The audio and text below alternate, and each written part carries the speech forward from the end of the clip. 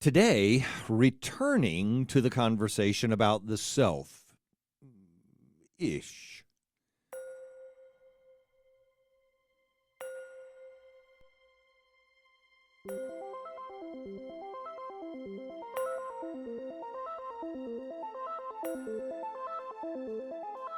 Welcome to Coffee with Creamer, where you get to sit down with our host, Dr. Barry Creamer, for a conversation about faith, life, and culture.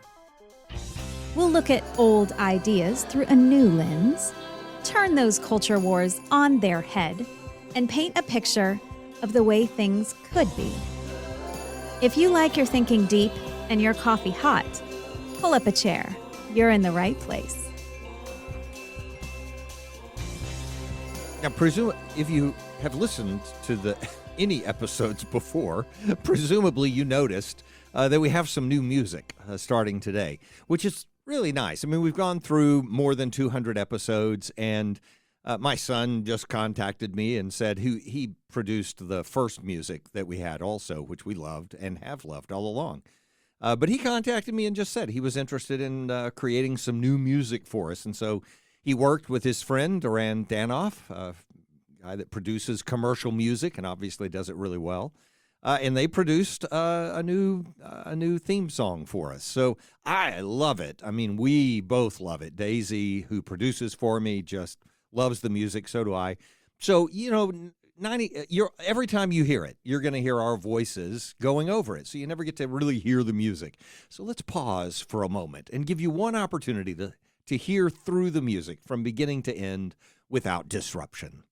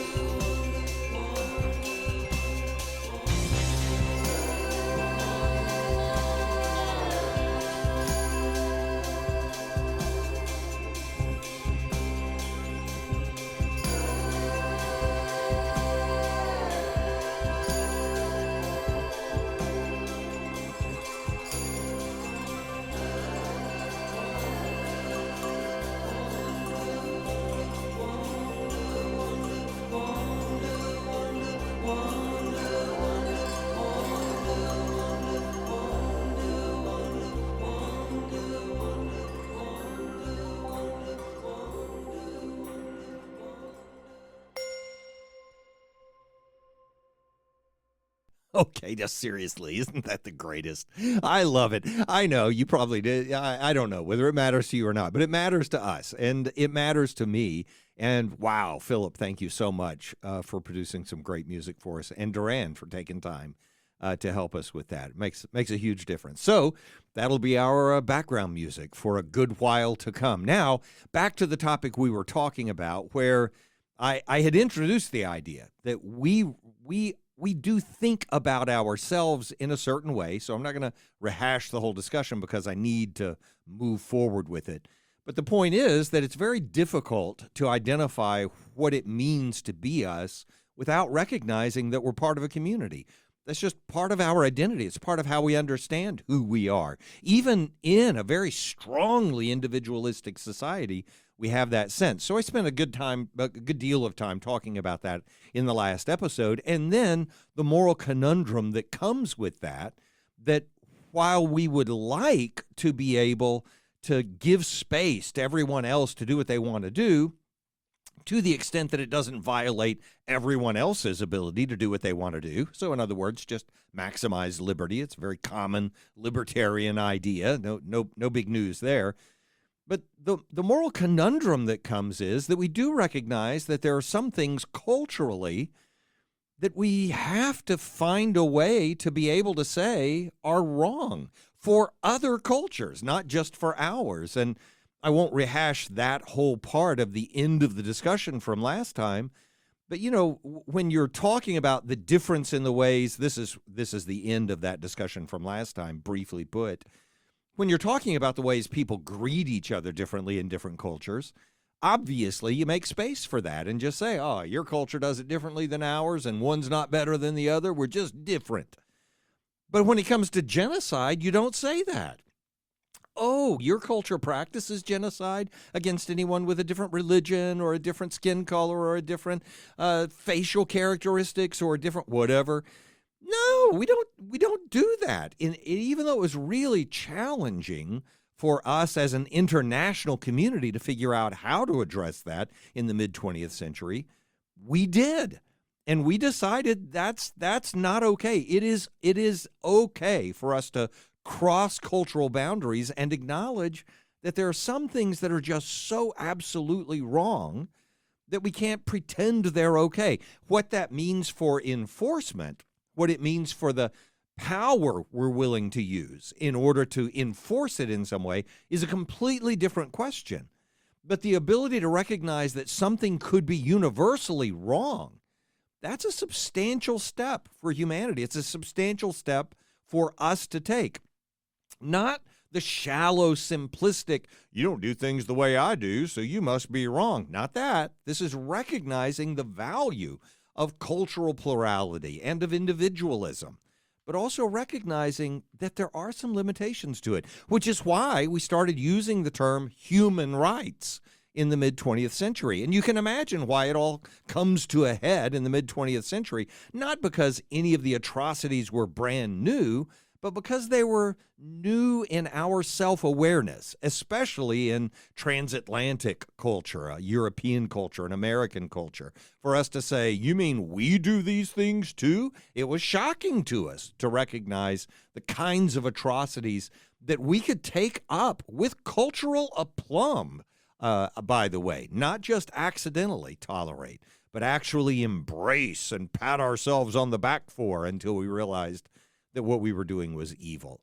So all of that said, to make the point, there is a challenge for us on how to balance that respect for others that allows them to do things the way they want to do them, and our respect for rightness that demands that we point out when things are wrong, regardless of how much force we're going to put into defending that thing. And so that's the point I wanted to get to now on the way of this whole journey that we're taking, talking about the sort of intersection between our recognition of ourselves as individuals that have value, but also members of a community that has value, but also part of a world that has different cultures that have value because they're different, and yet still need some recognition of the accountability that crosses those cultural boundaries. So here's the middle point that we need to address, which is how uncomfortable we are with the idea of communal guilt. And believe me, I can talk about this. I'm an expert on this not because I have scholarly insight into it, but because I've spoken about it in the past and was barraged with pushback. Could not believe the level of pushback I got for very simple ideas like Daniel's prayer, just acknowledging that we can actually carry some guilt and some shame because of the community we're a part of. Now, I say all that, and I know we're not super comfortable with it, so that's what I want to point out. I recognize that, and I can understand why, because I love the idea of individual responsibility, and don't just love it, I defend the idea of personal responsibility, that if I don't, and we talked about this in the last episode, so I won't rehash it here. Go back and listen to it if you want to hear it thoroughly defended. I defend the idea that personal moral responsibility comes with personal moral agency. I am making choices, therefore I am guilty. And that's fundamental to me. I defend it adamantly from every possible angle that it can be defended. And yet, there's this thing we need to figure out about how a culture could do things that are wrong. And then there's an implication that comes with that when we recognize how strongly our psyche ourselves are shaped by our culture. So the first step in this, what we need to talk about today, is our discomfort with communal guilt. And yet there has to be some way, and this is where I did stop last time, there has to be some way to make sense of what is culturally, obviously contemptible behavior, like genocide I was talking about, but I'll give a different example here in a second, which remains, and this is the trick, this is what makes it a conundrum for us, which remains permanently below the threshold of an individual's conscience. They don't get it. They really don't know that what they're doing is wrong. Now, I know you can say, and I would defend it most of the time, well, they know, they're just choosing not to know it. There's some validity to that statement. I'm not going to brush it off as if it doesn't have some strength to it. And yet, there is just a practical reality that so let me give you an example. Let's say a culture where there is a level of personal moral incompetence, meaning as an individual, you really just don't know that some people would think that's wrong. And I am ashamed to confess it. I'm ashamed to admit it.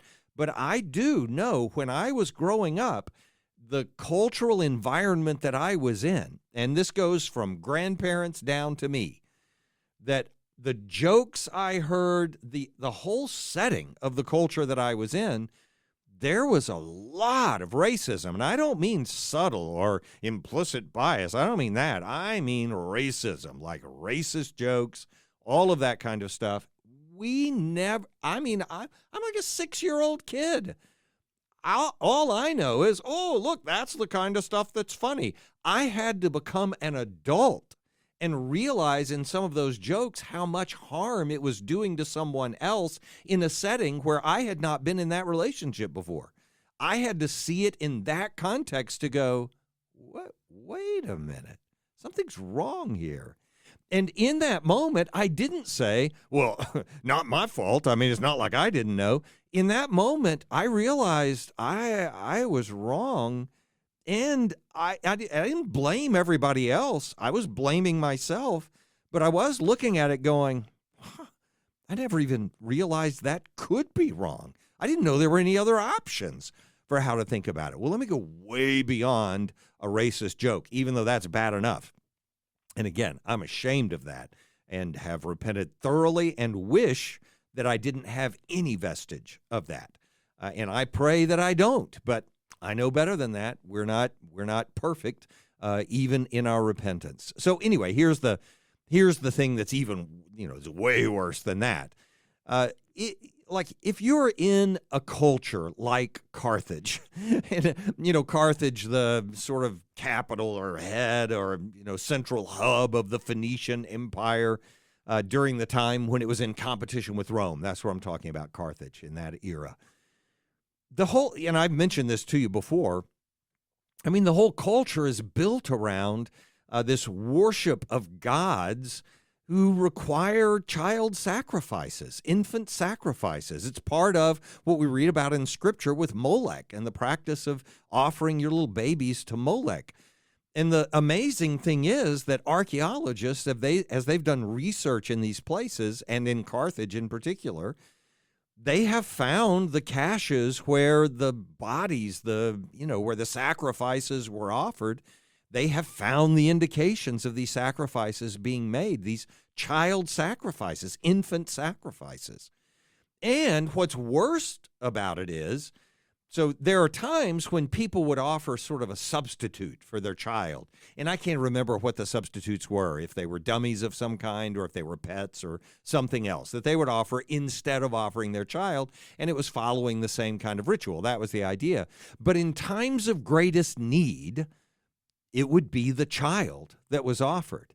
And the amazing thing about this is that over time, and this is just based on the most recent history book I read about Carthage, and Daisy can give you a link to that book on the website if you get an opportunity to look at it.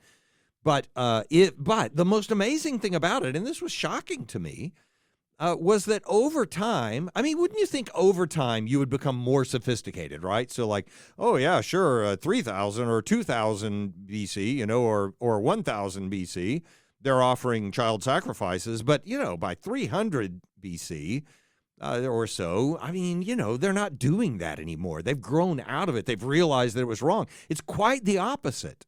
The further you go into Carthaginian history in particular, the more actual child sacrifices there are. And maybe that's because the need was greater, the panic was greater, the crisis was greater, and the prayers were more sincere. But I mean, this is a morally repugnant practice, offering your children as sacrifices to preserve your own interests. It's almost inconceivable to us. And here's the challenge that goes with this. There is no possible universe in which it is right to slaughter little children so the adults can go on living their lives the way they want. There's no possible universe in which that could be right. I understand that there are places where it happens and that those people understood that what they were doing was their moral obligation. Really, their religious obligation is as far as I'd be willing to go with that. I understand that that's the case. That doesn't change the fact that while there is no possible universe in which it's right to slaughter little children so the adults can go on living their lives the way they want, that there very much is a universe. This is the reality of the history of our world. There are cultures around the world throughout our history who do exactly that and who taught their children that it was the right thing to do from generation to generation for as long as the culture lasted. It is unimaginable that we would pretend that a child raised in that culture from one generation to the next would not in their minds have this prescription that says, I know this is painful. I know my empathy tells me not to do it, but I can't let my mercy guide me here. I've got to do the right thing and offer my child as a sacrifice and actually believe they're doing the right thing. And if you don't think that happens, you really should read Hannah Arendt. I got to get her in here. I've got to squeeze her in when I can. On Adolf Eichmann and his testimony at trial, at the Nuremberg trials. I mean, not at the Nuremberg trials, in Jerusalem when he's on trial. Because, his whole testimony has to do with his very sincere belief that the only thing he ever did wrong in all of the time that he spent sending people to their slaughter in the Holocaust, that the only thing he ever did wrong was actually protecting one Jew that he actually favored. That's what he thought was wrong and should be repented of and confessed. In the testimony that he gives at a trial for how he participated in the Holocaust. My point is, if you're raised in Carthage, you're not going to know that what you're doing is wrong. And yet, anyone from outside of Carthage should be able to look at it and say, it's horrible, immoral, ungodly, deserving of judgment that you are sacrificing your children in this way. And, I think the only reason people have hesitation about it, and they do, and even if you don't, let me just tell you, from not just millennials, but below that, the next generation down, the younger generations, they seriously have questions about this. There is, and I believe it's partially because of this confusion. What we do is we take individualism's bias, this is not a bad bias, individualism's bias for avoiding judgment. There are lots of good reasons for having that bias, including judge not that you be not judged, which happens to be in the Bible. So this is not a bad bias. Individualism's bias for avoiding judgment ends up being applied to the way cultures relate to each other, as if cultures are individuals that are relating to each other. And so I take my desire as an individual, looking at another individual doing things I disagree with, and say, well, I don't know everything, and they do think about the world differently than I do, and maybe I disagree with them completely, and maybe I'm right and they're wrong, and yet They're not harming me, so I'm going to leave them alone. That's individualism's bias. Taking that and applying it to another culture. Well, I mean, and their culture, they do this weird stuff, where some of the things we were talking about in the previous episode. Yeah, they practice honor killings, and some of their kids end up dead because they've shamed the family. But, that's just their culture, and it's not affecting my culture, so I should probably leave them alone.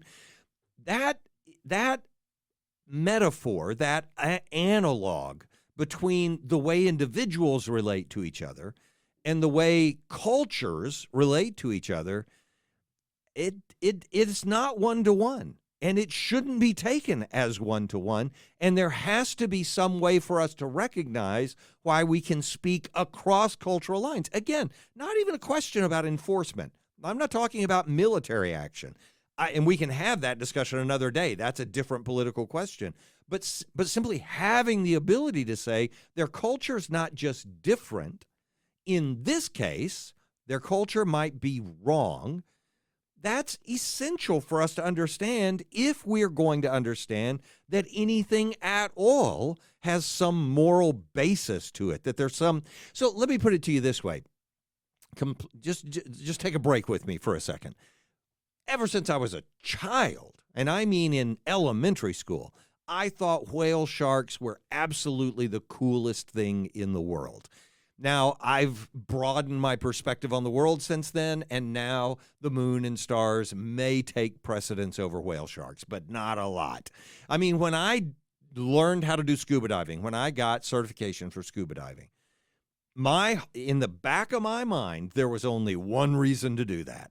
I want to see a whale shark. Now, the reality is I'm never going to see a whale shark underwater. I get that because I'm not going to go through all the effort to go pursue pelagics somewhere out in the middle of the ocean or in the middle of the Gulf of California or whatever that's called down, south of California, where whale sharks might be found or they might be seen in a scuba diving environment. I'm not ever going to get to do that. I get that. But I still admire whale sharks. And the closest I've come to it is not close to me being close to a whale shark. But the closest I have come to it was when I was scuba diving, and we saw some pretty remarkable things in the Gulf of Mexico. Just me and a half dozen of my friends were diving beneath this boat out in the middle of the Gulf of Mexico. Not in the middle, a few miles out. And so we were having a good time. We dove a little wreck that was down there and some stuff like that. And we came back up, and when we surfaced, we were talking about it. Oh, did you see that? I think there was even a 5 or 6 foot shark in that particular dive that we happened to see that swam by. Didn't pay any attention to us, didn't care about us. And it was intimidating, but whatever. And we were just, I couldn't believe it. And did you see this fish and that fish? And did you see, whatever. And it was amazing. And then the guys who were on the boat, who drove us, who took us out into the Gulf and dropped us off, or they didn't drop us off, they stayed there. They were telling us, well, just a week ago or 2 weeks ago, I can't remember how long it was, but not long before, they said, we were in the boat and we had people on the bottom who were diving and a whale shark swam right under us. And we just, my response was, that doesn't seem true. I mean, we're in the Gulf of Mexico. I don't know of any whale sharks in the Gulf of Mexico. I've never heard of whale sharks in the Gulf of Mexico. And so I didn't say all that. I was just thinking it. And somebody said it. I didn't know there were any whale sharks in the Gulf of Mexico. And you know what their answer was? Their answer was, well, there are no fences in the ocean. And it was obviously true. If a whale shark chose to swim around the Horn or wherever and end up on this side instead of that side of some continent, that's just where they're going to be. Okay, so fascinating. And I was amazed by that, but I would apply exactly the same thing to cultures here. So it's not possible for us to pretend that there are isolated cultures. I know that we used to be able to say that. We used to be able to say, well, that culture's had no interaction with any other society and blah, blah, blah. I doubt that was even as true in the absolute terms that are used about it, about some of those fairly isolated cultures. But today, not happening. I mean, I understand, again, there are some cultures that are more isolated than other cultures and who have some natural barriers that keep them from this and that, but the reality is you can't go anywhere in the world that you're not going to run into vestiges of each other's, not just vestiges, but active participants in each other's cultures in that setting. And the idea then that we would not share a moral investment in the things we're doing as cultures is just not realistic. It's not something that can be defended.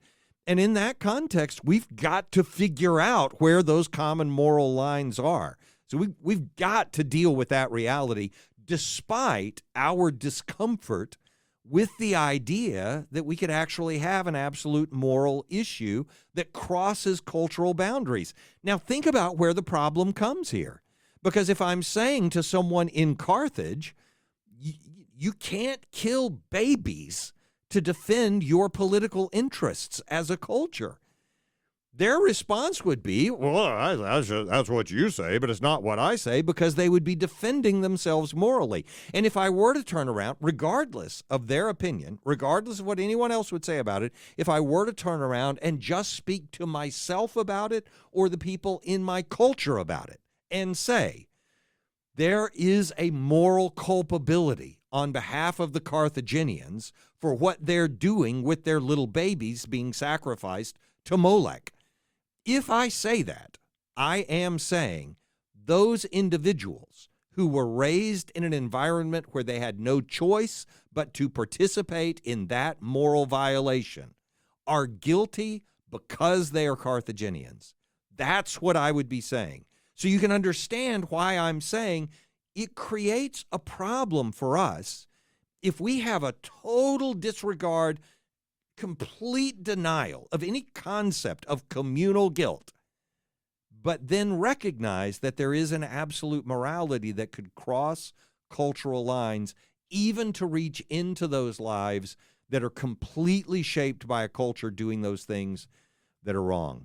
And again, if you haven't, you don't have to read a lot of books to know that what I'm talking about isn't just possible.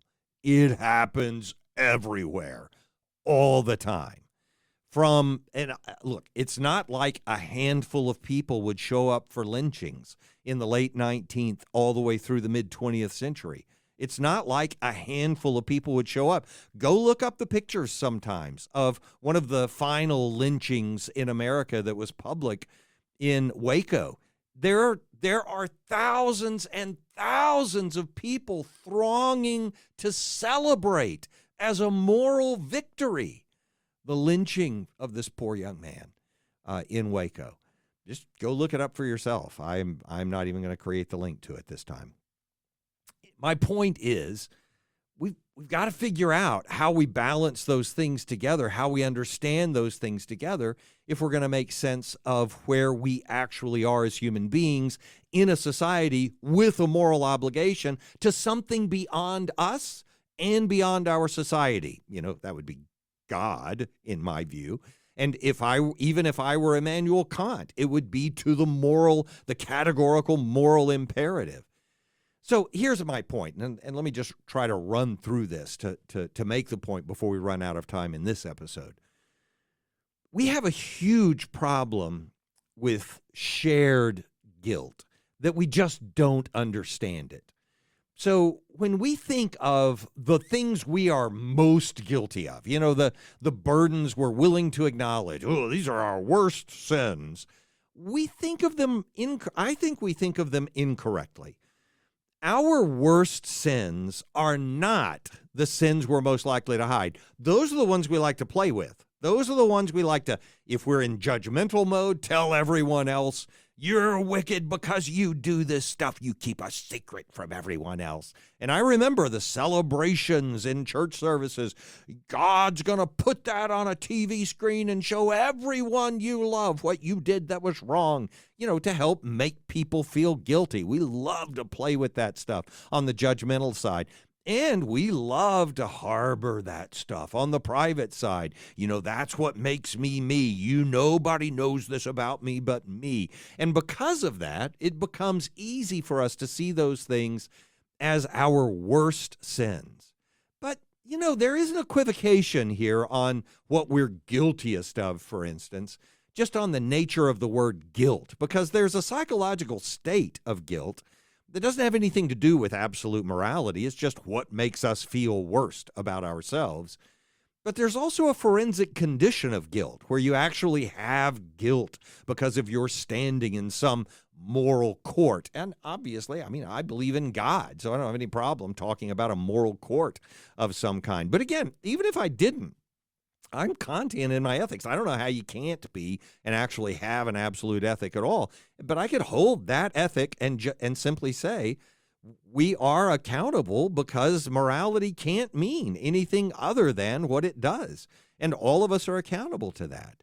But I think in the reality of where we are on our sins, where we are aware of certain things being wrong and we carry around this guilty state that we have sort of a choice to make about how we think about them. I would call it a fideist choice. You just have to make a leap about how you're going to understand it. On the one side, I've got a choice I could make to be a skeptic, to be a David Hume, and to interpret that guilt in this way, that all of that psychological state of guilt and the forensic condition, the real condition of guilt, sort of, that they're actually the same because, it's just the artifice of the human psyche, which was produced by a culture that makes us feel that guilt to begin with. And all of our morality is completely derived from the cultural lessons that we've learned. I have that possibility for believing things from David Hume. It's a skeptic's view, but it's not an unrealistic description. He's not a fool. His philosophy is defensible. I don't agree with it, but it is defensible. I could make the choice and leap off the building on that side.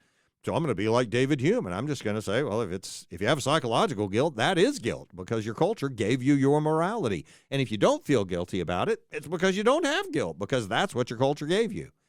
But the other option, a more dualistic reading, one that acknowledges that there may be a reality beyond the material world and therefore also beyond the cultural world, is that we're like, those who are shackled in Plato's cave. Don't have time to explain the whole analogy, but you can go read Book 7 of the Republic or just look up the cave allegory, and you can read about these people who are shackled there. And they can't know anything but the shadows that are passing in front of them from the light that's behind them, and they can't see it because they can't turn their heads and all that stuff. If you've read Plato's cave, you know what I'm talking about. Very brief allegory. You can go look it up.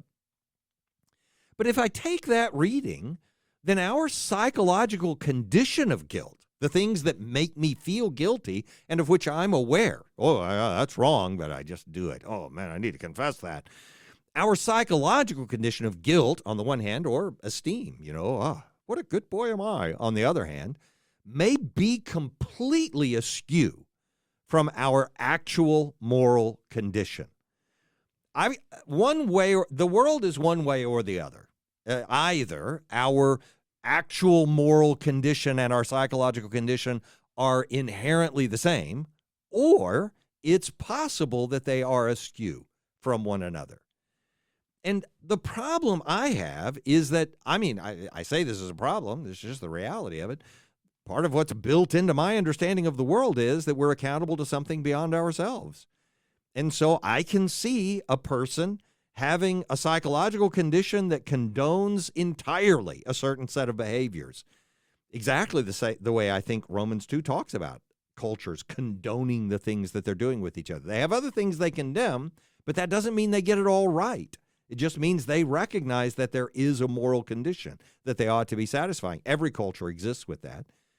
I just have to acknowledge that I believe that we are accountable to something beyond ourselves, and therefore our worst sins would not be the ones we feel guilty about.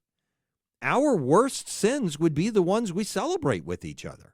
Oh, look at all the babies they sacrificed. Talking about Carthage again. That doesn't make it better. We celebrate it, and indeed, it makes that our worst sin because we just plunge headlong into it and make it worse and worse over the centuries, which is exactly what happened in Carthage. And I'll defend this. I'm not the biggest fan of C.S. Lewis, although he has brilliant arguments and some really fantastic stuff. It's not like I buy everything that he says, but there are so many things that he's able to say about human nature in the light of theology that are, just spot on. And one of those is this recognition.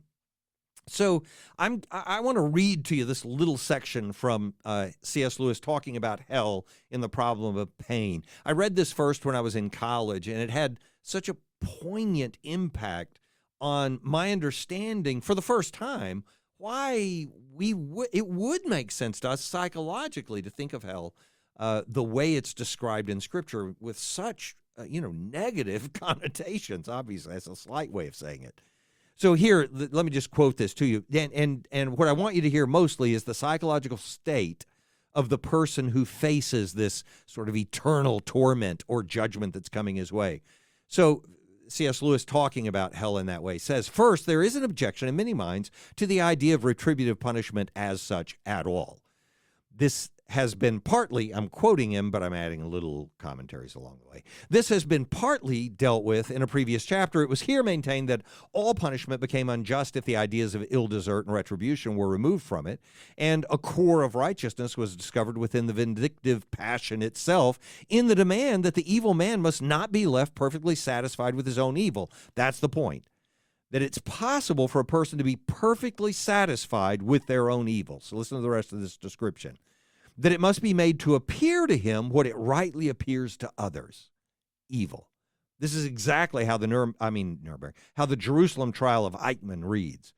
Picture to yourself, I keep confusing the two, by the way, Nuremberg and Jerusalem trial, because exactly the same thing happens in Nuremberg with a different set of defendants. But they're all doing the same thing. Well, yeah, you get to try us because you won the war, but it's not because what we did was wrong. We were just trying to defend our culture.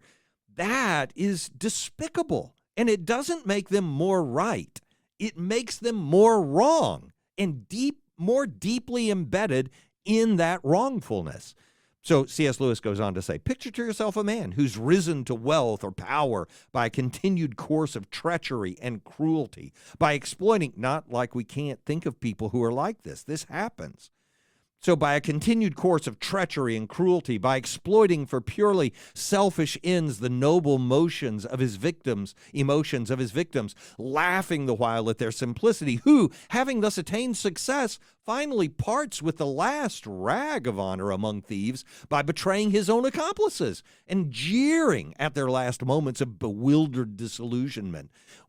This person, without remorse or even misgiving, but eating like a schoolboy and sleeping like a healthy infant, unshakably confident to the very end that he alone has found the answer to the riddle of life, that his way of life is utterly successful, satisfactory, unassailable.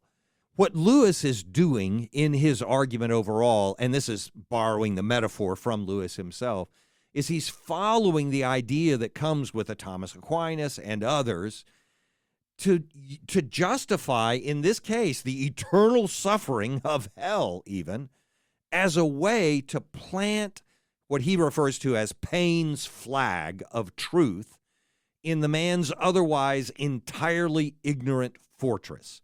This man believed what he was doing was the best thing to do. It was right and it was justifiable, and he won the prize. And that man ends up, in Lewis's description, in this eternal place of torment, so that even in his ignorance, there can be this flag planted that says, no, what you did was not right. It crosses a cultural line because it's embedded in this man without any conscientiousness about it whatsoever. It crosses a cultural line, not in C.S. Lewis's point. He's just trying to get into that individual's conscience and plant that flag of truth about rightness using the only thing that remains, which is the pain of this eternal torment. I'm using that as the analogy to say there is a way for us to understand a person's conscientiousness as being devoid of true or genuine or righteous morality. And in that case, what they do doesn't suddenly become right. There is still a moral pronouncement that could be made about it. It's hard to understand personal sin without personal agency, but there's plenty of room for it in Scripture and in the reality of our experience. The Carthage example that's why I brought up the example of Carthage. But in every culture, some select behaviors, we choose to condone them rather than condemn them, despite what may be indefensible about them in the light of any morality or ethic which could have a basis in reality, rather than simply acknowledge that it's purely cultural preference. Of course, that basis for the morality, that's the ultimate question for all of us regarding ethics, and the topic of entirely different episodes, which I have covered before, talking about why ethics has to be what it is.